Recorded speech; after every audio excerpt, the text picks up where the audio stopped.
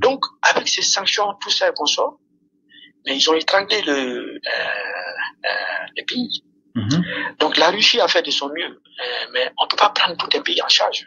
Un pays qui est réuni. Un pays ne peut pas prendre un autre pays en charge. C'est pas possible. Ce n'est pas possible. Et puis, c'est au manque à quelqu'un. Mais moi, Coco Poutine a bladé. Que le Poutine l'a lâché. Est-ce que Poutine a bladé? Qu'est-ce qui s'est passé? Est-ce que Moro sera donc à ce stade Minkera? Non, regarde. Erdogan. Voilà, Erdogan. Donc, le président de la Turquie. C'est qu'en Syrie, président, c'était des meilleurs amis. Maintenant, quand le printemps arabe a commencé. En 2011. En 2011, la Turquie a fait ce qu'elle sait toujours faire de mieux. C'est-à-dire trahir.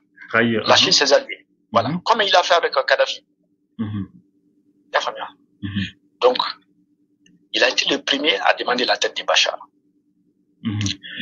Et Bachar Assad n'a jamais oublié ça. Donc, quand la situation s'est calmée, et que le problème des réfugiés syriens en Turquie est devenu tellement intense que, tu vois, il y a beaucoup de problèmes en Turquie à cause de ça. Donc, il y a eu une pression sur le gouvernement. Et donc, la Turquie a de facto annexé une partie de la Syrie, le nord de la Syrie, jusqu'à vers Alep comme ça, tu vois. Officiellement, pour que les réfugiés retournent dans leur pays tranquillement, des choses comme ça. Donc, il a demandé à ceux qu'ils trouvent un compromis avec Bachar Assad. Mais Bachar a dit, tes soldats doivent quitter d'abord mon territoire avant qu'on se mette à discuter. Et il est resté sur cette ligne. Les Iraniens leur dit, écoute, il faut être réaliste, il faut être pragmatique. Essayons de négocier, de trouver, tu vois, qui prend en compte la sécurité de la Turquie et puis qui prend aussi les intérêts de la Syrie aussi. Parce que le grand problème de la Turquie à côté des réfugiés, les Turcs ne veulent pas avoir un État culte à leurs frontières, ni en Irak, ni en Syrie. Or, en Irak, ils ont de facto une région autonome au nord de l'Irak avec tout le pétrole. Ils exploitent le pétrole sans que le gouvernement central irakien ne soit. Ça passe par la Turquie. Et en Syrie, c'est presque la même situation. Tu comprends? Mais donc, la Turquie ne veut pas du tout entendre parler d'une autonomie kurde, ou bien d'une république, ou bien des choses comme ça. Donc, ils ont occupé le nord de la Syrie. Officiellement pour se protéger, voilà, des choses comme ça. Donc, comme Bachar, il a été intransigeant, donc les Russes nous ont dit, écoutez, voilà, nous sommes, la Turquie c'est un partenaire à nous, la Turquie est un partenaire à l'Iran, et selon de voir, il faut voir discuter avec la Turquie au moins pour comprendre, pour essayer de prendre leurs revendications en compte, et puis on trouvera une solution. Mais lui, il a été très intransigeant sur ça, et en plus de ça, à cause des sanctions économiques, la vie est devenue infernale en Syrie. Et à côté de ça, les Israéliens bombardent fréquemment le Hezbollah. la Syrie. Non, les Israéliens. Ils bombardent fréquemment la Syrie. Oui, mais est-ce que Hezbollah moro fanamata do bi Liban Hezbollah moro ka bombardé non? Mais puisque Hezbollah fanabeka Syrien fana demain, Syrien fana demain, il paraît que Israéliens you fana bombardé. Est-ce que c'est ça? Non, en fait, pendant la première partie de la guerre, donc de 2011 au Canafo, 2019 là, le Hezbollah a beaucoup contribué à la libération de la Syrie. De la Syrie. Mais c'est avec l'Iran qu'ils sont partis. Donc ce sont des factions chiites. Ils n'ont pas tous, il y avait le Hezbollah. Mais cette fois, le Hezbollah même a été affaibli. Oui. Tu comprends? Avec la guerre qu'ils ont fait avec l'Israël, tu as vu qu'ils ont été le commandement de l'Hezbollah a été décapité et consort. Donc, ils sont affaiblis. Et finalement, pourquoi personne n'est intervenu? C'est très important que ça dit, mais par exemple,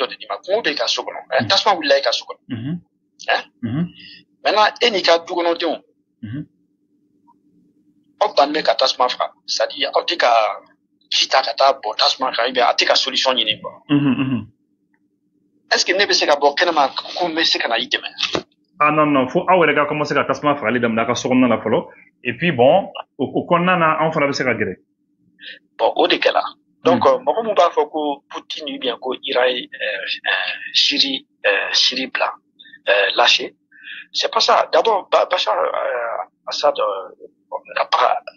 a été très intransigeant et de deux à cause de la situation économique catastrophale tu vois le niveau de vie est tombé tellement bas en Syrie donc, et puis le bombardement perpétuel des Israéliens sans réponse de la Syrie. Les Syriens n'ont pas répondu et consort. Donc, il n'y a pas eu de décision. On vient juste, on dit dans les médias, on condamne, on va à l'ONU et consort. Ça a démoralisé l'armée. D'accord. Alors, maintenant, pour que Maroc ait la femme, ça veut dire que le fait que Russie kumbi fait, Russie ni Iranien kumbi fait Bachar al-Assad, à une négociation d'entrepreneurs rebelles, c'est ça? Voilà, il n'a qu'à discuter avec la chose. Parce que, disais en Syrie, c'est une multitude de rebelles. Il y a des islamistes, il y a des salafistes, il y a également l'opposition normale et consorts. Tu vois?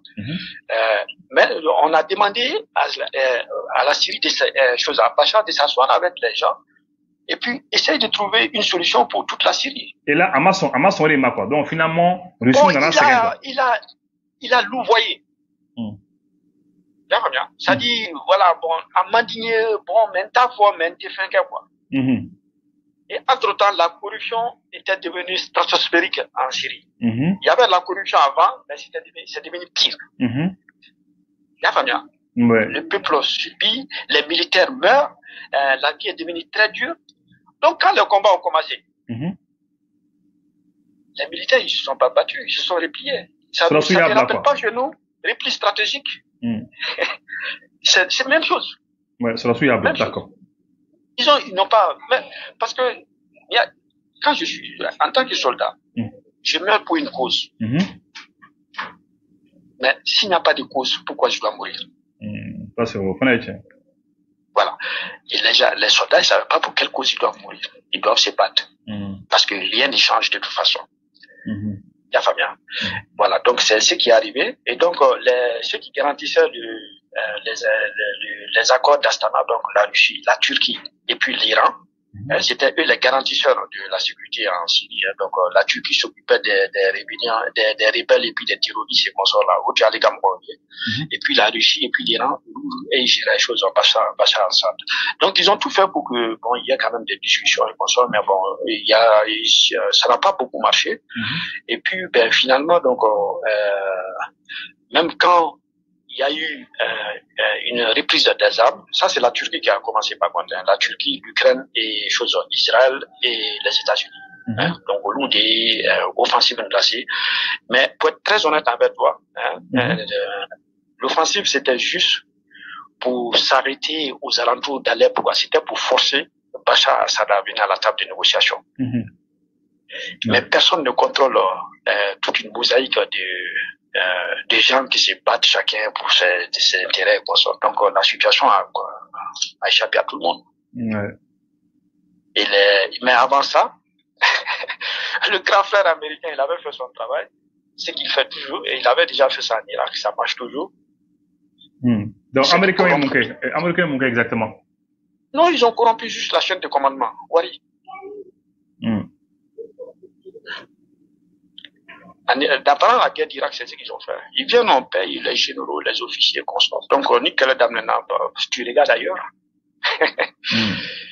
Voilà, donc Bachar Assad, il a été lâché en premier par ses propres militaires.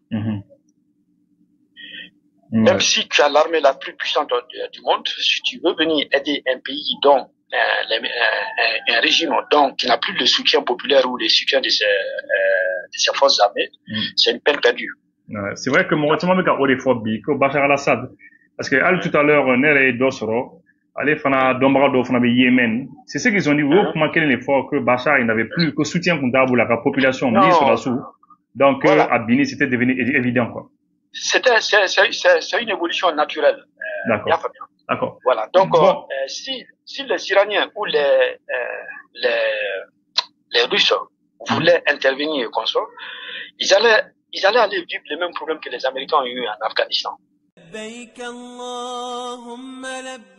Agence Dunia Travel Service ako abibu nyamasegi folike ka nyesi aka sango hiji de umo aw munu ye danaya takadaka aw ka hiji labeni akechugo nyumana nan tara hera la ka segi hera la dumunun kay berebereli kay nam mogo be jien fenfena u ba bela jelen kanye donc ambu foku barkada directeur min to ma no fe no e Amadou Maïgaye a jora joro la nyemo ya ko fenfen a jora joro la ka nisoja mogo la ka mogo berebere ka koto mogo tala mogo te mindo ka nyeira mogo la anyo barade soro dunya la kumukele kono ako ka aw bela jele la dunya silame munu me Mali kono ani munu sigiro beno do jiye jamana were mo ka fo sanwere o hiji ni o umura o baraw labe on damne na kaba o mana aw munu ba fe ka hiji ke damu lakana ni basigi kono agence dunuya akeme ko fere bela jele tige ka hiji ke chugo nyuma kalaw bela jele labe ka bla awnye minyi ka do shiro ni damu ye ka surunya aw ka bato ke yoro la dumuni laki ka sanuma obi tobe ka bla aw ka bolo ka sagana ka wati bela jele la dogotoro jolewon olu be aw no fe hiji ke yoro ani bato ke yoro wera bela jele la yoro be ani wati be baw bolo kuma do o ka busa ne de singa di agence Dunia Travel Service jenwan kele mimbe aw ka hiji ni aw ka humura ke ka nya ale de do o fana ni aw bɛɛ kunnafoni wɛrɛ ɲini a ye weleli kɛ 66 71 37 24 70 64 99 71 ni aw bɛ u ka yɔrɔ ɲini u filɛ ni hippodrome yɛrɛ la immeuble station Soma Yafula Kulukɔrɔ sira da la o fana min y'i k'a dɔn agence Dunia Travel Service ye k'u bɛ dugawu kɛ hiji ni umura kɛcogo ɲuman a n'a musakaw ala k'a nɔgɔya silamɛ bɛɛ lajɛlen ye